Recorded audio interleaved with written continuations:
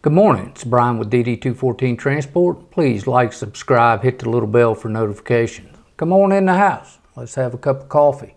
Sit down, we're going to talk about a couple things. Now, for those of you who watched how we felt at Hotshot with Travis and Teresa, we went to the other end of the spectrum this time. We have John with us, who I consider one of the hardest working men in Hotshot. That guy runs, and he takes his wife with him when he goes.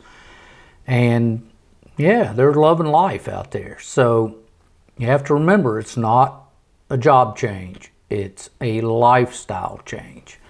So we're going to be talking to John and Kara here in a minute. Well, actually, I think it's just John today. But and we're going to run his numbers for the last 12 months. And by the way, he's bougie. So just understand that. So we're going to have him join us in a minute. Before we get started, I want to thank all you veterans and first responders for all you do and all you continue to do for this country.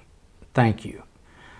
All right, so let's talk to John, and I'll talk to you at the end of it. Hey, good morning, John. Hey, Bryan, how you doing, buddy? Good. So the wife's still in the bed? Yes, sir. Taking it easy today. I guess so. So we're here to go over your numbers. You know, we went over a couple of weeks ago, we went over the numbers of Teresa and Travis and what they did and sort of the mistakes they made. So Right. since I consider you one of the hardest working men out there, we were going to go over some of your numbers and sort of go through your train of thought. Okay, so John, give me some history on your background. Well, I got 11 years active duty in the Army. Everything from mechanic to truck driver in the military, of course. After I left the Army, about 2 years over the road driving experience, more local than over the road, I guess, hauling dry vans, dry bulk, that kind of thing. Started my own landscape company a few years back and just couldn't get people to work. You know, it became harder and harder to cut grass by yourself. So I was like, all right, there's got to be a better way to life than out here in 100-degree heat every day. All right. Well, so you've got trucking experience, you have business experience, and how did you prepare, or I guess what drew you to Hotshot other than any other thing? You know, just watching some videos online and hearing people talk about the money you can make, you know, and it's real easy to hear people say, yeah, you can make a couple $100,000 in a year. And I'm like, well, I'm, not necessarily making that kind of money cutting grass. So, right. So you watch. Well, you can, but you can't do it sitting in that chair, right? You got that right. That's right. So you looked at stuff on YouTube. How did you actually prepare yourself for Hotshot? I mean, you knew how to drive. Right. So right. you had all that under your belt, but how do you prepare for your company? Just doing research, really trying to see exactly how to get into the Hotshot. Found your videos. You had a lot of good information out there. A bunch of different people putting videos out there. It was just more or less just, day in, day out, just kind of researching to see, was it going to be a good fit? Could I make it work? Now, are you CDL or non-CDL? CDL. CDL, of course, because you're driving bulk tankers. Right. Now, what was your financial situation getting into this endeavor? Well, since I just sold the landscape business, we had a little money stuck back. Didn't really have any bills on us. All the kids were growing out of the house. So it was really kind of easy for us to get into it and not really go deep into debt. That's a key. Yeah, that's definitely a key. Right. If I had to go into debt, I more than likely would not have done it. Gotcha. Now, did you purchase your equipment outright or did you finance it? No, I financed it. Okay. And you bought new or used? Bought new, Ram 3500 and a Big Tex 40-foot goose deck. Gotcha. So you got the Ram 3500. Right. And a Big Tex 35 and 5 or 40? Right. 35 and 5 with the monster. 35 and 5. Okay. Now, guys, when I tell you that this guy is one of the hardest working guys I've ever met, I'm not joking. So when you got out on the road, when you first started, how long did you stay out at a time? Our first trip out, we stayed out 6 weeks. Okay. And then Now, after that, we probably averaged 3 to 4 weeks on the road. We would come in 2 or 3 days and just go right back out. We didn't really stay gotcha. home a lot of time. Now, tell everybody out there how many days this year you were out away from home. 307. That is insane. I mean, that is serious. But that also includes your 34s and breaks and days Right. off. I saw you went to Niagara Falls on the Right. Canadian side and did all that. That's cool. So now you take your wife with you, right? Right. She goes, yeah, You every and trip. Kara's with you every time. How how does that work? I mean, how do you sit in a truck all day and with the same person every day and do this? Does she do part of the job or how do She you handles, yeah, she handles all the paperwork. Once we get okay, somewhere and deliver and get the BOL sign, all that, she handles all that. She sends that into Jake and gets all that taken care of. When he sends us a new rate con, she's on top of it, reading line for line and telling me where to go and in right, more ways than one usually, but right. we get along great. It works out perfect. Oh, that's awesome. I would have to think that you would have to be, I mean, a serious team to make that happen. I Oh mean, you yeah. couldn't do it with a girlfriend, I don't think. You No. know, yeah, I don't know if I could do it at all, to be honest with you. That's tough. All right, so look, you were gracious enough to provide us your numbers for 12 months. Okay, Right. these numbers for everybody out there, these numbers run from September 1, 2021 to August 31st, 2022. Now we're in December. It wasn't exactly uh, the greatest situation for being out there and running, right? I mean, it was Right. a tough year, tough year. So your numbers come in. Let's go over the numbers real quick. Your numbers come in at a gross income of $215,653. That's Yes, pretty sir. decent. That's That's great pretty money. decent. Yep. Now, on that money, you ran on that truck, I guess you ran 113,000 miles total. That's Right. going to dinner, under a load, deadhead, whatever. It's Right. 113,000.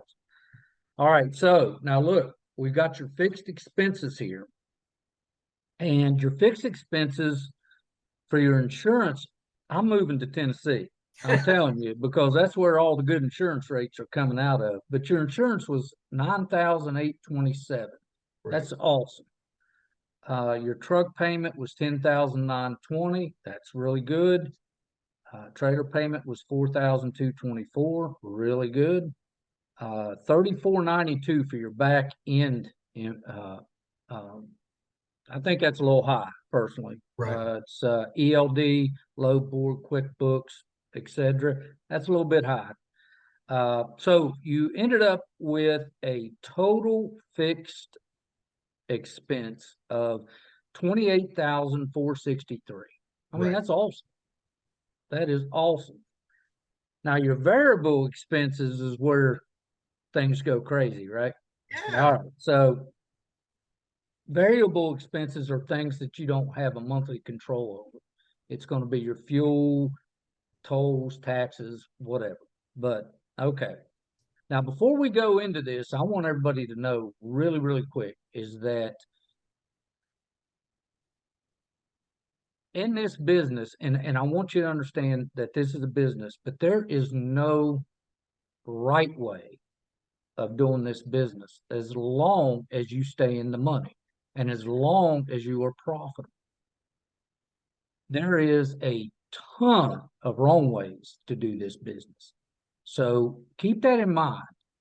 All right. So variable expenses, of course, number one, fuel. You. Fuel just ate it up, didn't it? Yes, Fuel sir. cost this year was 58,925. And I know you don't idle your truck. No. So that's a big hit on your fuel expenses. That's basically, you know, the biggest part of all your expenses is that right there. Right. In the That's, first 4 months, it was decent pricing. After 4 months of being on the road, it doubled. oh And yeah, so that hit us for a good 20 to 25, 30% of our net profit. right. Absolutely, absolutely. So your IFTA was 3,000. Again, that's fuel. It's Right. the same thing, only different. Your tolls 2,851.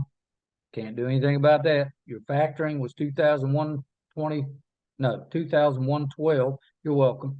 And That's right. Can't beat it. it's I'm just uh your dispatch fees was 19,725. State permits was 2,484. Now, there's going to be a ton of people hit you on this, That's right. and that's why I said there's no right way of doing it, but there's a lot of wrong ways. Now, this guy and his wife are bougie. That's right. Mama's bougie. Yeah, mama's bougie. She's not staying in no Motel 6. So you had hotel expenses of 34,875. Yes, sir. And you know what? Nobody cares. Right. It's the way you want to do it. I'm happy for you. Do it. There's some things in here. Let's see, truck repair. That was kind of heavy this year. What happened with that? Well, we're on the third set of tires. At Right, 113,000 miles, you're getting averaging 50,000 miles if you're lucky on a set of tires. So yeah, at $2,500 a pop, right. that's a big chunk. And I didn't Yeah, think it is a about that big when we chunk. first started. I Now, just didn't it the, didn't click. When I first started, I might have put 2 or 3 sets of tires a year on truck trailer. right, right. Now, are you rotating them? Yes, Are you able to do that? You're getting them done? not as often as I need to, but as much as possible. Yeah. Right. I got you. Your trailer repairs was 4,285. What happened with that? Set of brakes on a trailer for a big Tex is $3,000 Wow. just for the brakes. Then you got to pay somebody to put them on if you don't have the equipment to do it. Wow. So I yeah, didn't realize that. I didn't I either. didn't realize you can't just swap the pads. No sir. It's all one assembly, and you got to have the entire hub assembly pulled, removed, wheel seals, the whole 9 yards. It's a hassle and it's Wow. expensive. Wow. Okay. Now, of course, you have your DOT drug screening of 220. Then, so your total variable expenses was 139,447.80. Right. Okay, so you had 139, and 50% of that was fuel. Right. Right. Right. So, so you ended up with a net profit this year of $47,742. Good for you. Good Right. for you. So you love it. Love You it. have to love it. Yeah. Right. I mean, you love running it. Yeah. I mean, it takes a special person to run it Right. because you have to be rolling to make money. You can't sit at home and do it. You can't sit in the parking lot and do it. You've got to No, roll. it's a lifestyle change. It You is a know. lifestyle change. And I said that in, I think, in my very first video. You're not changing jobs, you're changing lifestyles. Right. So, Yeah, because if you didn't love it, you could stay home and be home every day and make $47,000 a mhm, year. Right. mhm. uh, yeah, I mean, you could. This is something you got to love to do. Uh, okay, so now let's ask this question. What thing or things did you find that worked well for you? The biggest thing for me was communication with the dispatcher, letting them know what we would and wouldn't haul. And when we first started, we were willing to go anywhere. And so just letting the dispatcher know what equipment you have, what you can haul, how much weight you can haul, and just communicate back and forth. That's the I got biggest you. thing. Okay, what didn't work for Trying to run 48 states. you? Right. You know, Tell and me. when we first started, I thought, we can run all 48, no problem. We can make money doing that. So we bought all the permits for California and New York and New Mexico, everywhere you had to have a permit for, we bought it. And Right. then we went to California one time and realized quickly that's not where you want to run back and forth to. Right. You know, you want Right. to try and locate those lanes that are paying a better rate per mile and keep your mileage down versus running Right. those low cost That's right. miles. Yep. I mean, you're right, because, good, bad, or indifferent, you might think $5,000 to run to California is good money, but man, you're running all the way out there and you're still not making any more than you would have made if you'd have stayed close. Exactly. So, okay. So in hindsight, now you've got 20/20 vision today. Right. All right. What would you do differently if you were to do it all again? Let's see what I got in my notes here. Hey, I got a pair of those glasses in my truck. I would have done more research into the lanes and areas that paid better rates versus just looking. When you look at the load board, a lot of people, and I got in the habit of looking at the highest paying rate. Well, that's great. Like you said, $6,000 going to California, but then you don't realize half of that's going to be hotel, fuel, maintenance, that type thing, where you could have spent a week in one area and made the same amount of money with less miles. And so that was our biggest mistake out the gate, was just looking at that top dollar and going, yeah, let me get it. And yeah, it bit me. You make 30,000 in 1 month. Yeah, we did the first month out. Yeah, that's because you were running like a scalded dog, right? Yeah, but the people don't realize what goes into just hammer down. I mean, at the end of the week, you're done. Right. There's no more to give. Right. And you can make a good living at this working hard, but not killing yourself. Right. So, all right. So we're pretty much out of time. We got about 4 or 5 minutes. Final words. Final. What else would you like to let people know out there? You can make good money at it, but if you're new to it, you don't really have any experience in the trucking industry, listen to the people that do. Listen to the ones that are trying to guide you, point you in the right direction, and just communicate well. If you get out there and you're running a lane that's not working for you, you got to let your folks know that, hey, I'm not doing something right. Which direction do I need to go to make this more profitable? Help me out. And there's plenty of folks out there that are doing the right thing, trying to help people and giving them good information. So just have an open mind, listen, pay attention. All right, Mr. John, we appreciate you coming on and sharing your experiences. Yes, sir. We thank you for your service. If you need anything, you know where I'm at, and we'll talk to you soon. All right. Thanks, Bryan. All right, buddy. We'll see you. Bye. Bye. All right. Well, there you have it. That's John. He ran it the way he wanted to run it. He was successful doing it. Now, as I said before, there's no right way to do this business, but there are a lot of wrong ways. So understand that going into it. Now, if you guys are coming into this new, remember this, you have to be coachable. I have had several people come to me, and as soon as I hear I have a unique situation, no, you don't. Stay out of it. But what I'm hearing is, or what I'm seeing or have seen this week, is a lot of people who want to try to reinvent the wheel. I had a couple of drivers, both of them CDL, went out and got a 3,500 40-foot trailer, had the wrong trailer, by the way. They had a fender over.